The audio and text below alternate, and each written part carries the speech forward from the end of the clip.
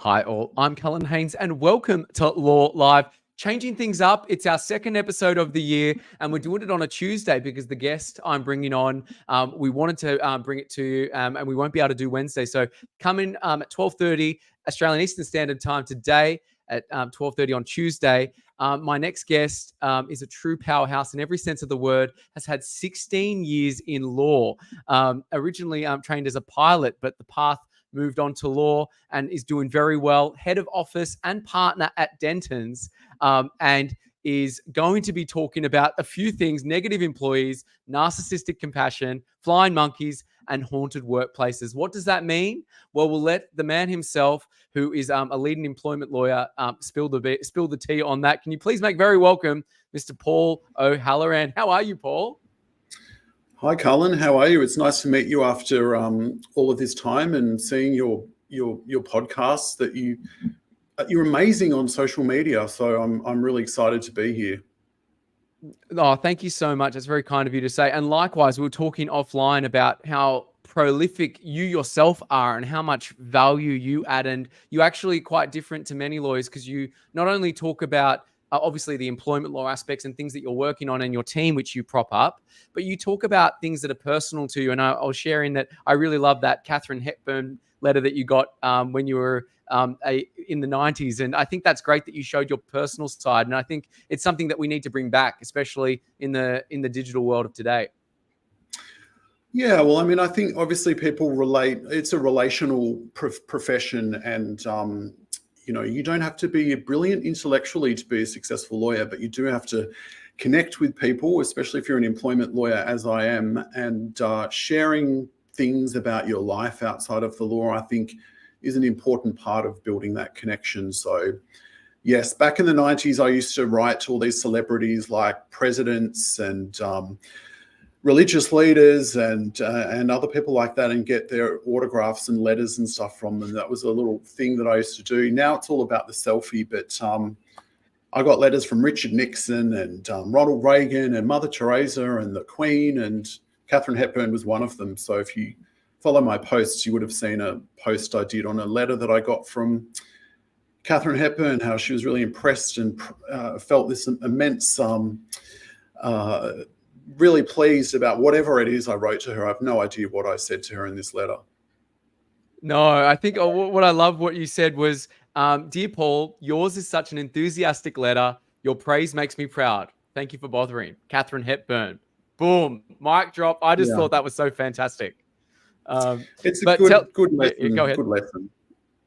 I think, and for those watching, I think there's definitely going to be maybe a second episode with Paul in the future, and we'll talk about all these letters that you got because there's a few famous names there, which we'll have to dive into. But obviously, it's post holidays. What is happening in your circle of influence right now?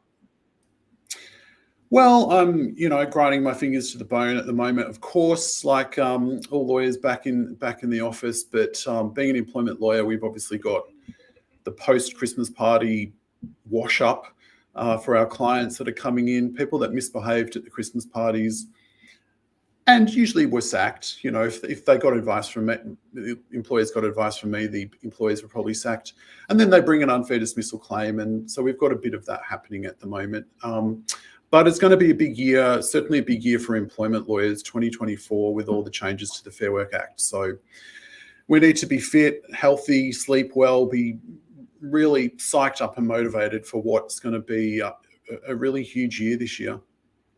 I bet. And I've seen your articles on the Christmas parties and things like that. Prevention is better than cure, but you can't help some people after the fact. So you're doing some great work there. And case in point, it's probably maybe related to this. How would you describe what you do in your life so far using just film titles? Yeah, that's a really good question. I remember that film from the 1990s with Gwyneth Paltrow in it called Sliding Doors. Do you remember that? Yes. That was a harrowing film, wasn't it? You may not have been born then, I'm not sure, but that was about a character who there were two concurrent stories, and she gets on a train and the story develops, fate occurs when she takes that train and she misses the train in the other story and her life turns up completely differently. Now, I don't tell this story very often because it really creeps me out, but in 1997, I was supposed to be on an international flight to Cairo, and my mother she would go see clairvoyants and have tarot card readings and stuff like that. She had really, really bad vibes about this flight. So it was back in the day when you went to travel agents. And I went to the travel agent and said, my mum's really worried about this flight. And they said, look, peace of mind for your family. I was 20 years old, first time anywhere, and I chose to go to Egypt. So I changed the flight, got to Egypt. A couple of days after I was planned to, the flight I was booked to go on crashed midair and killed everybody.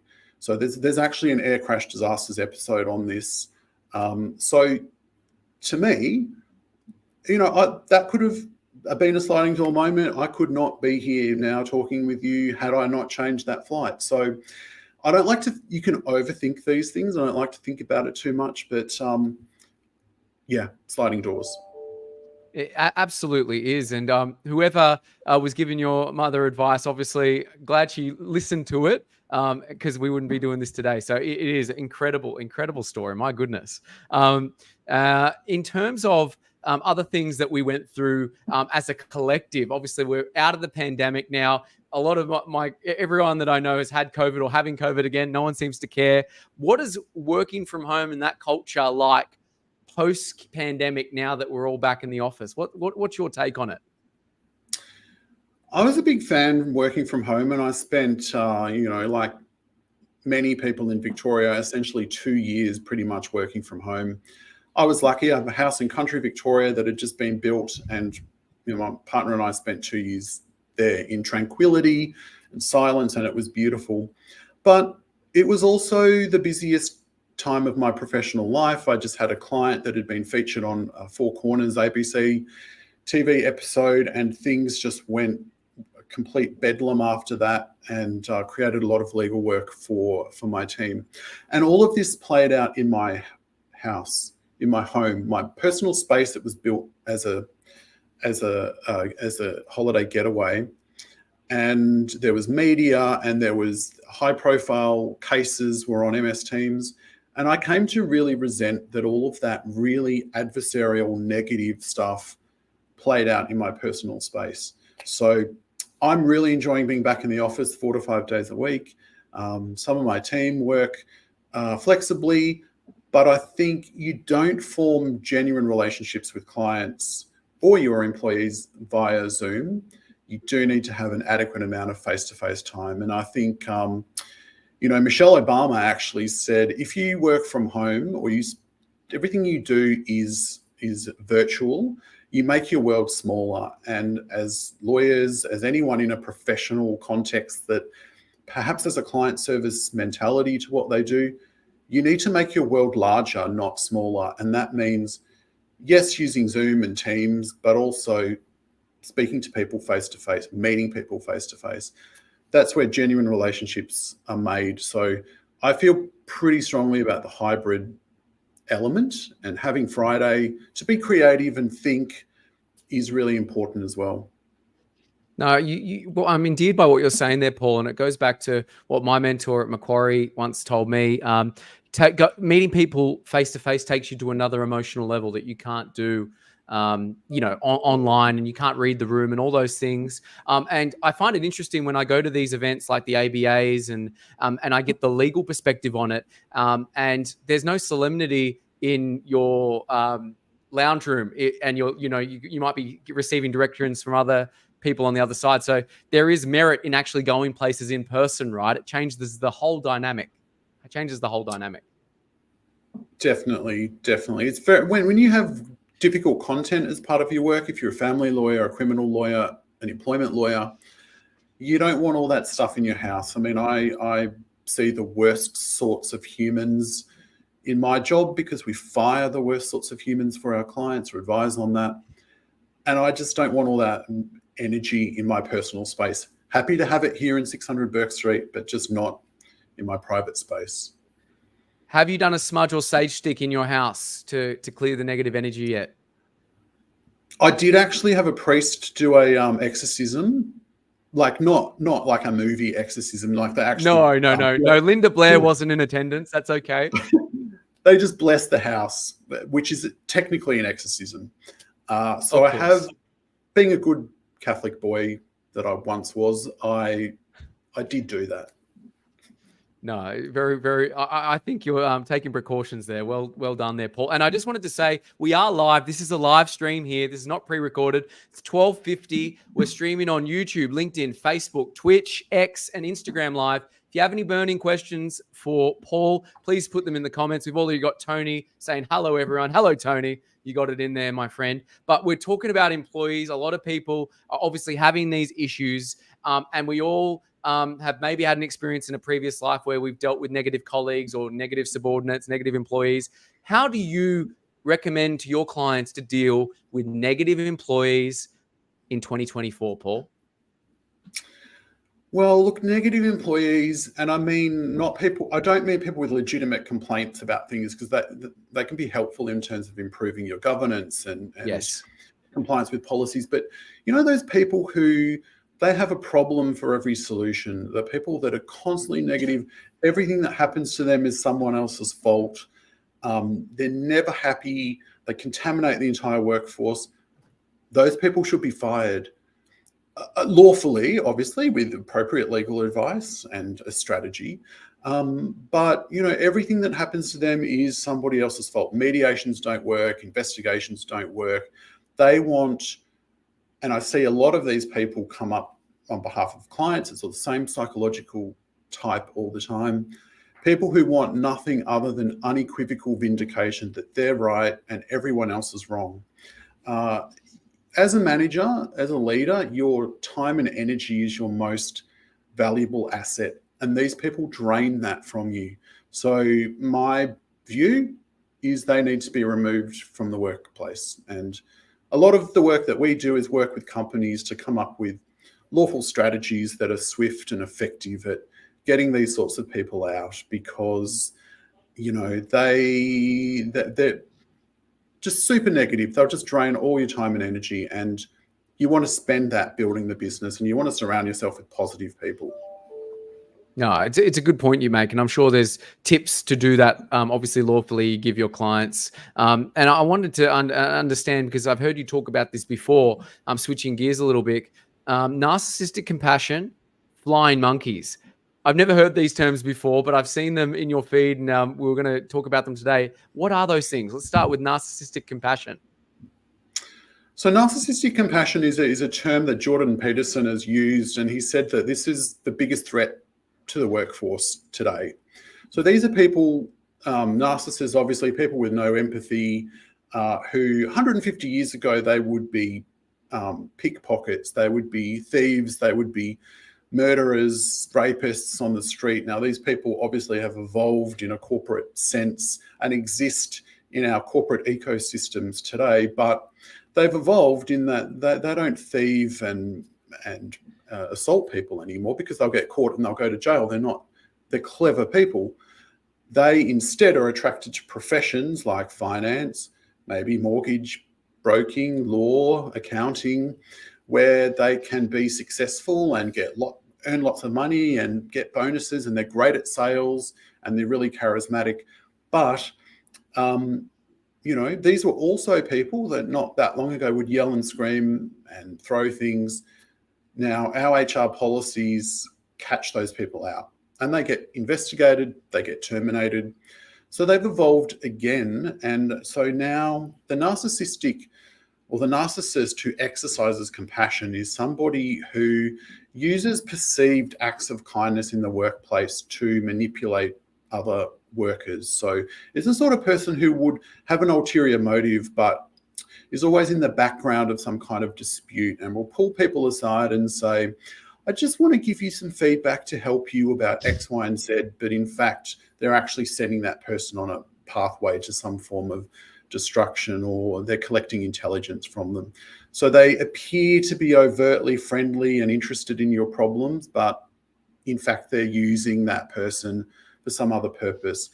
Anybody listening in HR will know exactly what I'm talking about, even though that's not the name that they've used. Now, those narcissists use what's called flying monkeys to go out there and collect intelligence for them. So they don't want to get their hands dirty themselves because they might be accused of bullying or breach of a code of conduct. So they'll get usually more junior people.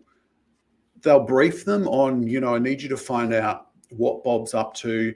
I want Bob's job, so we need to get some dirt on him. And the flying monkeys, which come from the term in The Wizard of Oz, will go out and collect fly, my pretties, fly.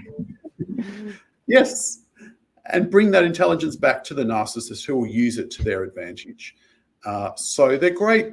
They're great terms, and it kind of sounds funny, but these people are incredibly destructive in the workplace. You've done this a long time. Are you able to spot them very easily, Paul, or you need a bit of time to spot these people? I can spot them, but the problem for companies is that they are very difficult to identify because they're like chameleons. They change color and shape all of the time, and you can send yourself crazy by thinking, well, they're saying, like, the way they're saying things to me, they're really friendly, but in fact, I think they're gaslighting me or whatever it might be. So they're really quite difficult to capture. And I think the secret is recruitment, being really careful with recruitment and doing psychometric testing and being vigilant with what these characters are sometimes up to. They cause a lot of mayhem in the workplace. And the problem for our clients is how to get rid of them, because you can't get rid of these narcissists. The only way to get rid of them is to promote them. They're very clever.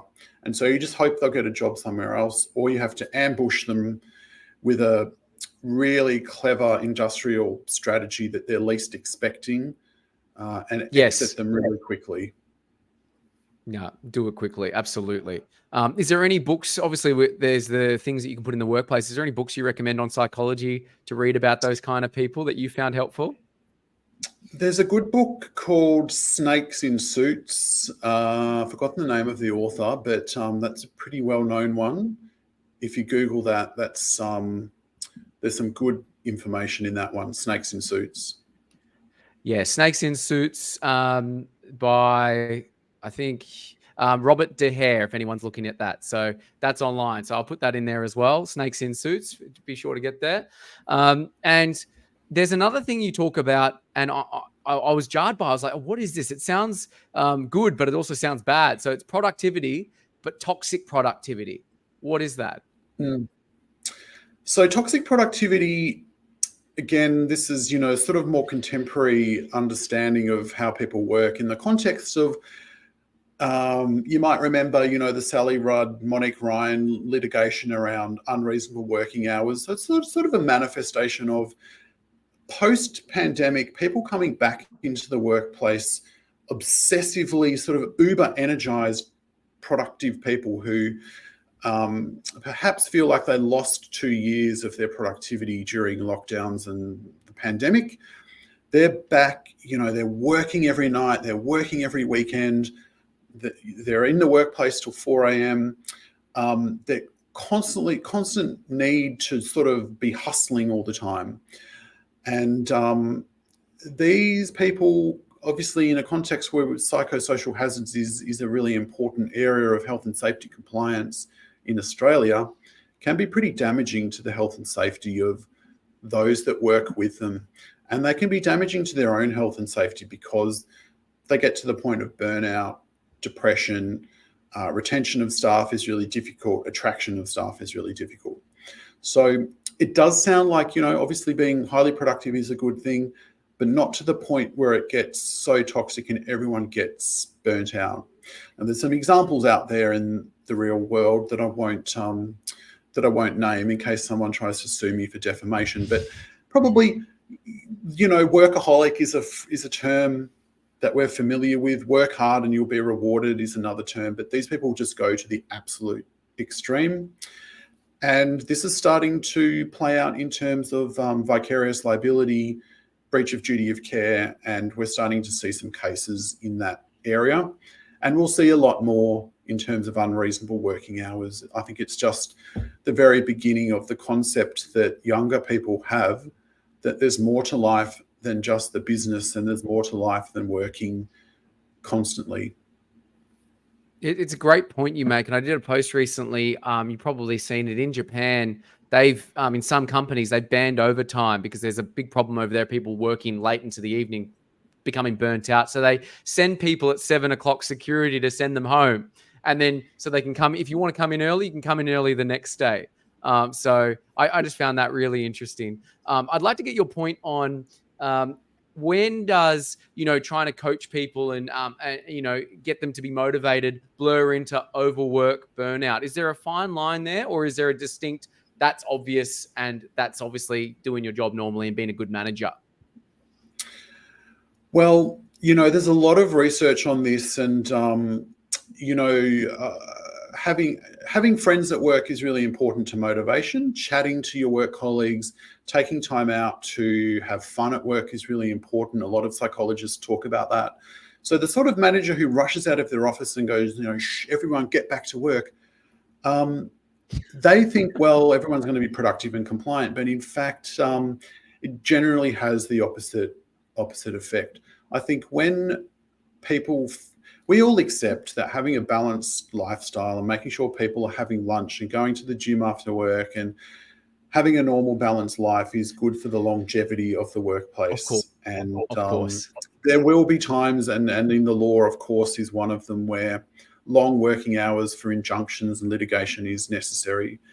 But it's about finding the quiet times to rejuvenate as well, because very few people say, I love being flogged and my manager flogs me every day and I work, it's like a sweatshop and I love it. So very few people will ever say that is motivating. No, yeah. And it seems like there's a lot more of that happening now. So we'll see what happens as Way leads on to Way. Now, circling it back, and we talked about these different things that are happening in the workplaces in terms of employees and whatnot. How do you actually remove difficult employees swiftly, as you said? What's the method you tell your clients to do?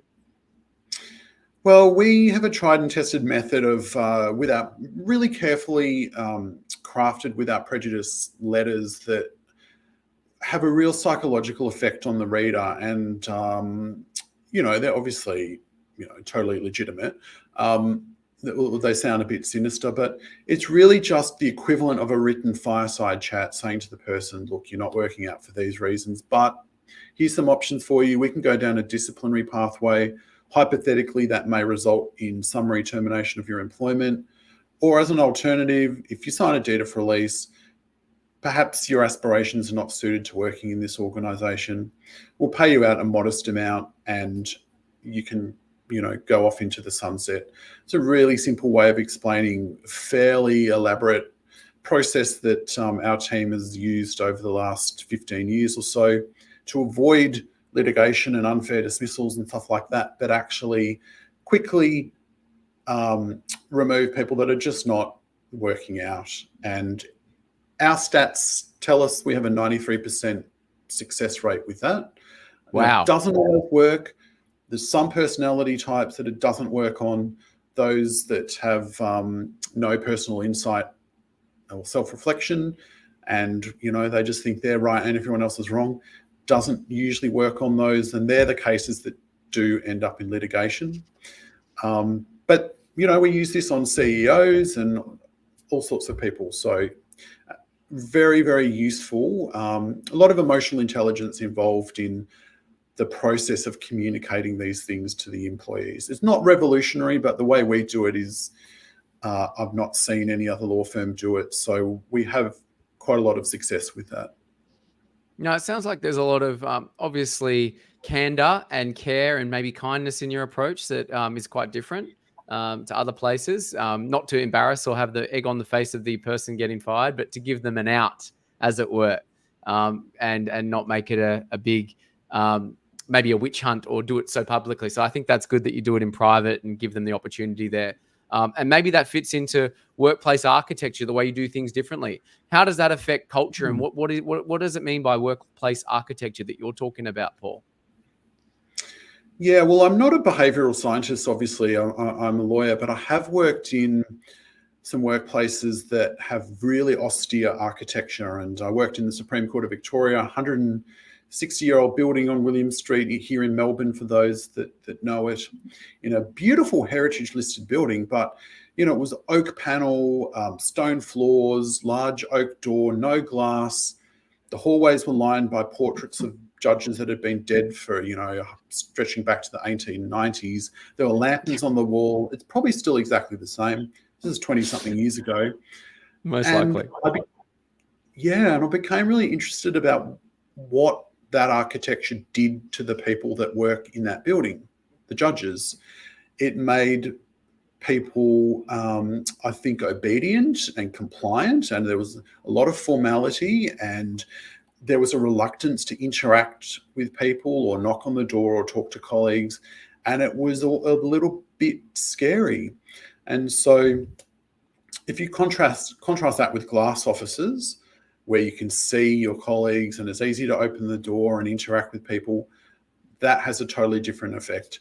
And so I think the architecture of a workplace can really impact on the psychology of the people that work there. And so that's why we need to think really careful post-pandemic. I mean, the pandemic's not over, but in terms of coming back to work more frequently, how our workspaces are set up. The open plan thing also doesn't work. Completely open plan, in my view.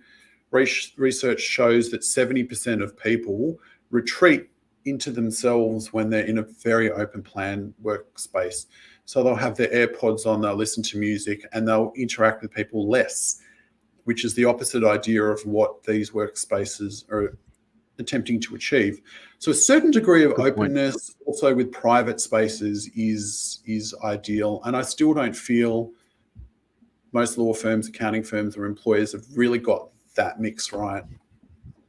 No, it's a very good point that you make, because I notice sometimes in certain situations when I visit, like, people take a phone call and are self-conscious about being in the open plan, so they'll go into the office or a meeting room, which is great, but there's no osmosis by learning or people that can give you tips. So there's learning opportunities there because people are too self-conscious in the open plan environment to, you know, take a call or talk with the client. So yeah, I think that there needs to be that right balance that you're talking about.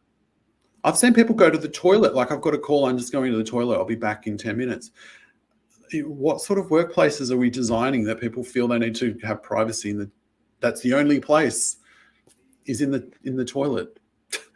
No, it definitely isn't nice for the client or the person you're on the phone when you hear a flush or someone on the hand thing. My goodness. But this is quite interesting, and I like this. Is a bit of a purple gal. I don't see it. What on earth is a haunted workplace, Paul? You got to enlighten me.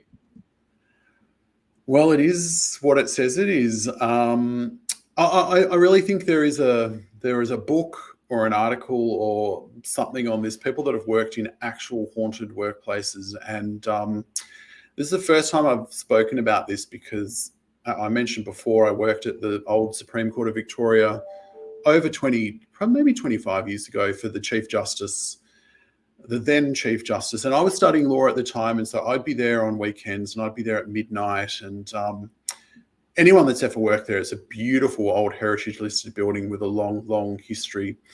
And I mean, and it's haunted. And I don't believe in ghosts, but there were footsteps on the stone floor downstairs. There were footsteps outside my office all the time. You'd open it, there'd be no one there. There'd be windows opening and closing for no reason. There would be documents flying around poltergeist style in the office next door. And I would go to the security people and say, can you just check the CCTV? Because I came in on Sunday and there was someone walking around behind me, and I looked around and I couldn't find them, and they would say there's nobody there.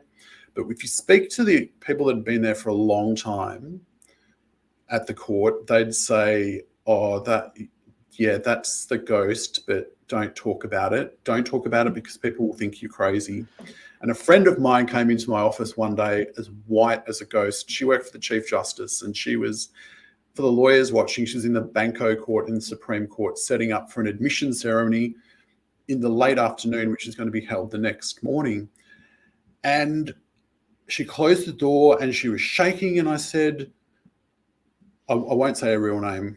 Her bogus name is Sarah. Janice. Sarah, Yes. Sarah, what's wrong? What's wrong? You look like you've seen a ghost. And she said, so this man in a brown suit and a brown hat walked into the Banco court, and I thought that was strange, she said, because the door was locked. And I stood up and said, oh, can I help you? And she said he disappeared right before my eyes. And she said, don't ever tell anyone about this because they'll think that I'm crazy.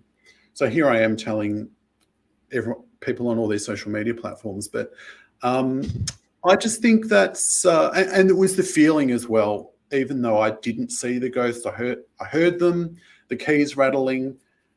It's a very, very strange feeling to know that there's something there. I just can't really explain it. So there's a long history at the court of prisoners that have died in the cells beneath it.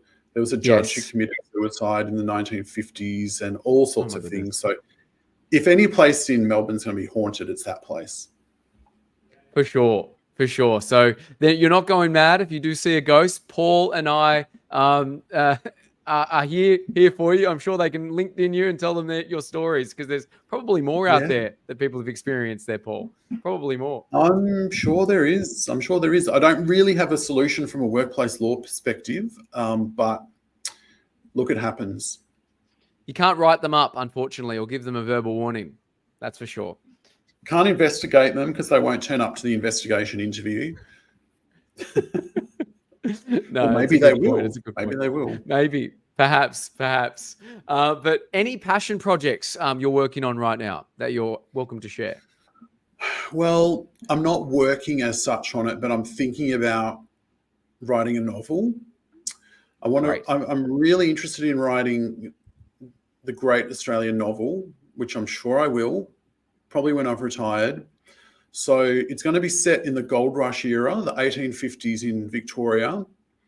And it's going to be some sort of family saga, kind of, think Thornbirds, but sort of set in gold rush Victoria. So that's probably all I can say about it for now. I'm definitely thinking of it, and I'm definitely going to do it. No, definitely. It sounds like maybe Sovereign Hill or Ballarat or some places like that. Eureka Stockade. Yeah, something like that. It'll probably be set in Beechworth, but I need to do a lot of research. My hometown of Albury. I love Beechworth. Very good. Oh, I love it. Yes. Well, there's some great stories from the early settlement period there when there were Chinese people there also looking for gold. So I don't think anyone's written on this before, and I think it could be a really good saga. Well, I'll be one of the first ones to buy it. So I hope you write it sooner rather than later there, Paul, because I'm always interested in a good story. So well done. I'm excited for that for you. You'll probably be the only one that buys it. No. Look, we're broadcasting to 21,000 people. So you heard it here first. There's a book coming out. We're setting you the goal there, Paul. You're going to write it before you retire, which is in another 40 years. So you've got a long, illustrious career ahead of you. 40, 50 years. Exactly. Now, you can be as polarizing as you want. We're coming to the end of the stream. So what would you like to see change in law? Oh, higher salaries.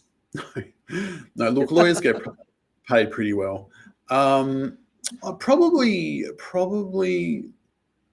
I don't know. I think I quite like the billable hour, and a lot of clients actually do. There's a lot of misconception about that. I was going to say no billable hours. It's just, it forces you to be productive, forces you to get things done. We get things done quickly. But I think probably for a lot of other lawyers that don't like it, I'd probably say no billable hours. Okay. The fixed fee model, which I'm seeing a lot, has a propensity on social media. Everyone's talking about it. But I like what you're saying about being effective with your time. So you don't need to, do more work for the sake of it, as it were. And this probably links as well. What's lessons for young professionals, whether they're lawyers or other people in allied professions watching now? What would you like them to know who are starting their career? Yeah, I really think resilience is so important, and understanding, particularly law is a profession where you're criticized constantly by everyone your whole career. So it may be colleagues, it may be judges, it may be the opponents. You've got to get used to people telling you that you're wrong or what you have to say is irrelevant. Maybe it shouldn't be like that, but it's a very adversarial profession.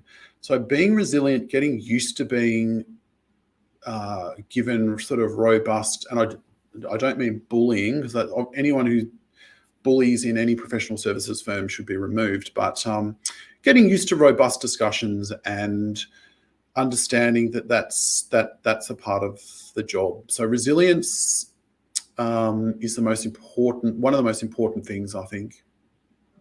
Resilience. I think that's a nice way to end that and give people some feedback. Resilience early in your career. And when all is said and done, Paul, at the end of the day, when you shift off this mortal coil, how would you, Paul O'Halloran, like to be remembered?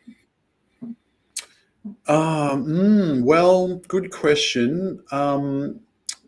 Somebody who never gives up. I think I like to think I never, ever give up. And also, I think somebody who was tough, but not tough, but kind. I was going to say tough and unkind. Tough, but kind. So there is, again, another bit of a misconception that you can't be a kind person to be a successful lawyer, and sometimes women get this, you're really nice, and so therefore, you can't be tough in litigation. That's really wrong. I mean, my opponents know that I'm very, very tough in a litigious adversarial setting. But I think it's really important to all the people that I work for that you have empathy and respect and kindness. So they're two really important, I think, skills to success in law or any professional services area. So I think I'd like to be remembered for that, and also probably for my best-selling novel, which will be hitting the book stands in 40 years. The Beechworth Ghost or something like that. We'll drum up some titles there, Paul. Yeah, it'll be good. There's so many things. No, well, it's been an absolute pleasure to talk to you today, Paul. Thank you for giving up your valuable time. Where can people find you? Where are you hanging out most if they need to reach out? Physically or? Physically or online. So where do you obviously working in the CBD? People can obviously meet you for coffee there. Yeah, in Melbourne, in Burke Street. Otherwise, very active on LinkedIn and Twitter, or X as it's called these days. Yes. So look, I'm sure endlessly fascinating posts on there that you can check out. So please do. Definitely. My favorite's Paul's LinkedIn. There's some great content on there. So please get in touch. And thank you once again, Paul, for being part of our Law Life, sir. It's been great. It's been a lot of fun. Thanks a lot. And look forward to seeing your other episodes too. Absolutely. We're up to episode 51, but we've got more coming out this year, and we'll bring you back for some bonus questions in just a moment there, Paul. So thanks again. No worries. Thanks a lot. Good man. And if you're a legend of law, a partner who has a story that you want to tell, or a message that you want to get out, get in touch. We come out usually on every Wednesday, but we're doing it here on a Tuesday, and we'll release this wherever you get your podcast. And also too, we have our staff benefits program that we're with 25% of the top 50 firms. If you want to get in touch with that too and make a difference to your employees, feel free to do so, because we are shortlisting firms for Q1 and Q2. Thanks so much, everyone. Bye for now. Bringing you back, Paul, for some bonus questions. If you were to explain your role to a 6-year-old child, how would you do that? I remove nasty people from the world, from the employment world. I don't kill them. No. Like you don't order professional hits, but you just remove them quietly from the job place. No, that's my cousin does that. Okay. No, just remove them from their profession. Yeah, nasty people. Good. And very, very easy to understand. Very good. Very easy to understand. And this is a reflective question. if you could go back in time to yourself at any age and give yourself some advice, what age would you be? And what would the advice you'd give yourself be?